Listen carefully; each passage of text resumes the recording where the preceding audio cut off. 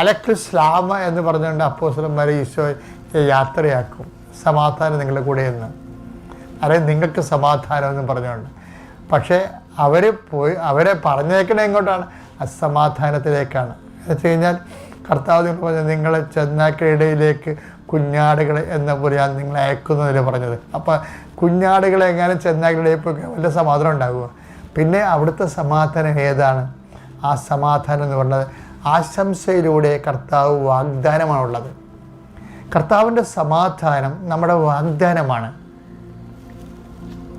നമ്മളെന്താ പറയുന്നത്? ഈശോ വാഗ്ദാനങ്ങൾക്ക് ഞങ്ങൾ യോഗ്യരാകുവാൻ സർവേശ്വര പരിശുദ്ധാത്മാവേ ഞങ്ങൾക്ക് വേണ്ടി അപേക്ഷിക്കണമേ. അപ്പം കർത്താവ് വാക്ക് പാലിക്കുന്നവനാണ്. സാഹചര്യങ്ങൾ ഭിന്നമായിരുന്നാലും പ്രതികൂലമായിരുന്നാലും കർത്താവ് നമ്മൾക്ക് സമാധാനം നൽകി വിടുന്നത് തിരുവുദ്ധാനത്തിൻ്റെ സമാധാനമാണ്. തിരുവുദ്ധാനത്തിൻ്റെ സമാധാനം എന്ന് പറഞ്ഞാൽ എന്താണ്? ലോകം തരുന്ന പോലെ അല്ല ഞാൻ നിങ്ങൾക്ക് തരുന്ന സമാധാനം.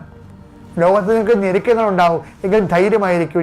ഞാൻ ലോകത്തെ കീഴടക്കി എന്ന് പറയുമ്പോൾ നിൻ്റെ അസമാധാനം നിനക്കുണ്ടാക്കുന്ന സാഹചര്യങ്ങളെ കീഴടക്കാനുള്ള ആത്മശക്തിയുടെ ആശംസകളാണ് കർത്താവിൻ്റെ സമാധാനമെങ്കിലേ.